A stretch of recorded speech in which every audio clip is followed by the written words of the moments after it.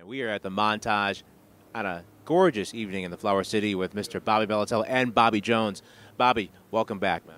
Thanks, Derrick. It's a pleasure to be back. Talk about growing up in Buffalo when you did back in the 60s and early 70s, coming up in the music you were listening to, the Pine Grill and places like that. What was that like? Buffalo was alive. Buffalo was just ridiculous with clubs. But so was here. I mean, the Pithod and we used to come to Rochester as much as we do clubs in Buffalo. But we had Pine Grill, which was an organ room, and we had the Royal Arms, which brought in everybody. That's where I first saw, the second time I saw Maynard. First time I was 10 years old, my mother took me to the town casino to see Maynard Ferguson there. And there were so many clubs and so much stuff that when I was 16, I was actually starting to play just like Bobby was. We were starting to get out there and make a name. And you ended up being able to go out and sit in with, I sat in with, now I'm zoning on the names, but I sat in with so many national acts because on Sunday afternoons there was a jam session. Right. And you'd always get to be able to sit in, and if you could play, they'd let you stay up there and play. And if you couldn't play real well, they were very nice to you just to get you off the stage.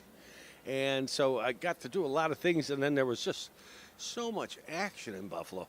I felt like I was in New York City. I mean, I was all day long. You're doing big band rehearsals and this kind of thing, and then you'd run out and play a gig and maybe a second gig, and from 2 in the morning till 5. It was just ridiculous. Growing up there was absolutely great. We're speaking to Bobby Militello and Bobby Jones here on Jazz 90.1. So how long do you guys go back, and how did you guys meet? We go back 55 years, 50 years. Yeah, about 45, somewhere in there kind of thing, yeah. He's minimizing it so that he doesn't talk about his age, you know what I mean? And we've been playing all the way back from when he started to get onto the scene, and I would start to sit in with him on some of his organ gigs and that kind of a number. And then later on, there was a national assumption that as I was putting this one band together called RPM, he was like the perfect guy for the gig. And Paul Viapiano, our guitar player, said, "Oh yeah, he's playing with this group over there." So we went over and pulled him aside and sat him down and said, "I want you to play." And he came with us. We made the record. He ended up playing with Lenny White and a whole bunch of cats as a result of that album. And it was just a whole bunch of stuff came out of it, and that band was killer. We're speaking to Bobby Jones and Bobby Militello here on Jazz 90.1. I'd be remiss without asking your thoughts as we approach the centennial of Dave Brubeck. What do you think his legacy is? That's a hard one to describe. I mean, I know that his experimentation in time is to the public what his legacy would be, that he was a time, experimenter. But to me, his legacy are the beautiful tunes that he wrote and the things that he did. Like in the Army, he was the first guy to have an integrated band ever in the Army. You know how the Army was back in the war, and he was the first guy that insisted, "No, I want this guy to play," and they went ahead and let him do it. Other times, things with Eugene Wright, when Eugene was with him, and if they got to a place and the hotel said, "No, he can't stay here," he would say, "Well, then none of us stay here." And if we got to a gig and anything like that happened, then we don't play the gig.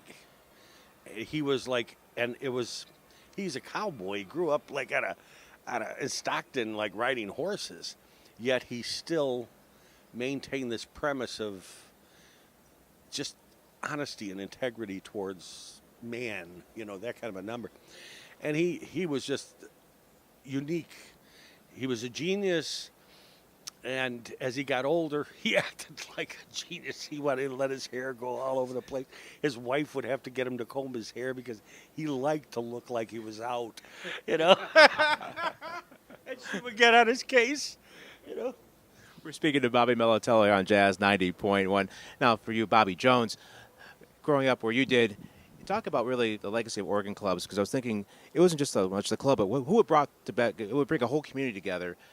And the times it would enjoy, people would find friendship, lifelong friendships. For example, at the Pithod, still to this very day, they do a reunion every year, and people actually will bring their lawn chairs out, sit in the parking lot, because where they were in the parking lot is actually where they'd sit at the bar, or at the club. So talk about really the legacy of clubs like that, as well as the Pine Grill, of course. Yeah, and I did see that, and I saw those things as a child because I was playing when I was 12, 10 years old, and I would go to places like the Pithot Room, and sit on. And they'd throw money and all that kind of. I remember in those days seeing all the organ players of the day, whether it be Jimmy Smith, Richard Groove Holmes. I remember specifically at the Pithot, But I came up through that, and those clubs, there was always that Sunday afternoon jam sessions, what was tied in very closely with the church. Because, as we know, those churches get out just a little bit later, so it's more like 2 o'clock, and they'd roll in there around 3, and they always had a food place up front. It was a community thing, And I was reminded when he was talking about Dave Brubeck, you talk about contribution about somebody like Brubeck, and I'm coming from just a fan's perspective, not being able to play with him, but we need every ambassador. He was one of those ambassadors. It's like Louis Armstrong, these people that reached across from the jazz stage out into the world. And we need everyone we could possibly get ever. Yeah. Dave, during a period of time, Eisenhower sent him with a quartet to Europe to play the Eastern Bloc countries over the Iron Curtain on a United States State Department tour. And that was a big deal at the time and very hard to do. I could tell you stories about what happened to him and some of the stuff that became a little weird as a result. The KGB following him all over Europe and following him everywhere, bugging the rooms, all of this kind of stuff. It was absolutely just for him to do what he did took a lot of nerve.